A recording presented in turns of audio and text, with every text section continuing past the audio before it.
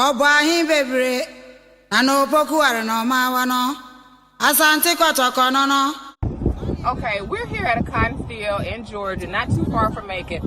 It's for sale, y'all. Would you be triggered, okay, to own a cotton field, or would you be interested? Y'all let me know in the comments. Would you be triggered, or would you be interested in buying a cotton field? Y'all let me know. Hello and welcome to another day in paradise, and welcome to another edition of the Unapologetic Negropian. In today's video, can you trust Art Cathey? I mean, can you trust her now? She seems to have changed a lot recently, hasn't she? She seems to have gone through another one of those transformations. I've been watching her videos and she looks really healthy. She looks really happy. I don't know.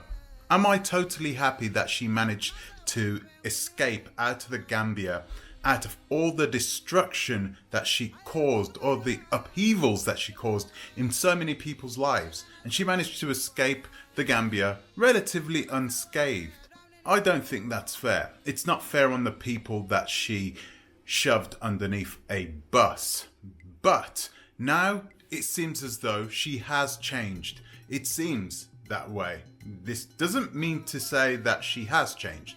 I mean, if you take a look at her on the outside, you can see that there is a different type of energy. Maybe it's a man, maybe she has a new purpose in life.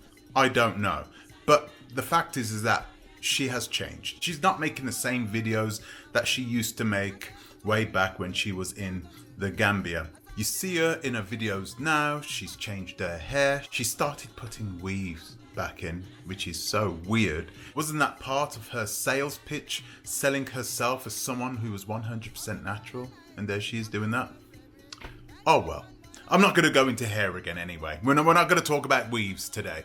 But she's put her hair in. She looks really good, guys. I've got to admit it myself. She just looks happy. And she, like I said before, it looks like she's got a new lease of life within this 40-something-year-old woman. Question I need to ask you today is, can you now trust her?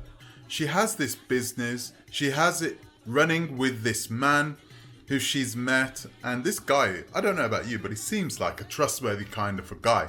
He seems like somebody who does things by the letter, and I think that's a really good thing, especially for Art Cathey, for someone to teach her the ropes, to give her guidance. I think he is a much better bet than Kwesi Boyd. But what about Art Cathey herself? She's doing something similar to what she did over there in the Gambia. She's doing the exact same thing. She's using her platform now to try and target those people who are her subscribers. Can her subscribers trust her?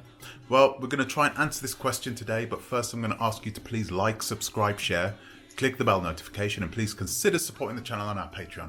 Link in the description. I'd also like to ask you to please follow the Oversight channel, the channel that is there to help you to invest on the African continent, both safely and securely. Link also in the description. So what is Art Cathey doing now? Well, she has a website. The website is called blacklandflippers.com. I don't want to advertise it, but you can go to it because it's just a single page website. And you know how her websites are actually. It's always a single page, gives you a little bit of information, and then that's it. It's garbage, if you ask me. Not even worth visiting. I don't know why I'm talking about it. But anyway, she's got this business up and running, and she is starting to target those subscribers again.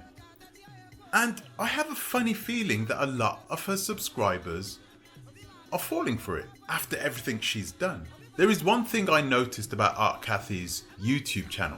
Not a lot of people have unsubscribed from her channel. In order to know whether she has changed on the inside or not, you need to know what type of person Art Cathey actually is. Now, I had already tried to suss this out myself. About a year ago, I made a video called The Psychology of Art Cathey. I think it was in 2 parts. And I came to the conclusion, I know I'm not a psychologist, but I came to the conclusion that she may have some antisocial personality disorder. And with this disorder, what you get is a person who is always wearing a mask. I wear a mask when I'm on YouTube. Most YouTubers do. So the personalities that you see normally on YouTube are not normally the personalities of that person in real life. And the same thing goes for Cathey.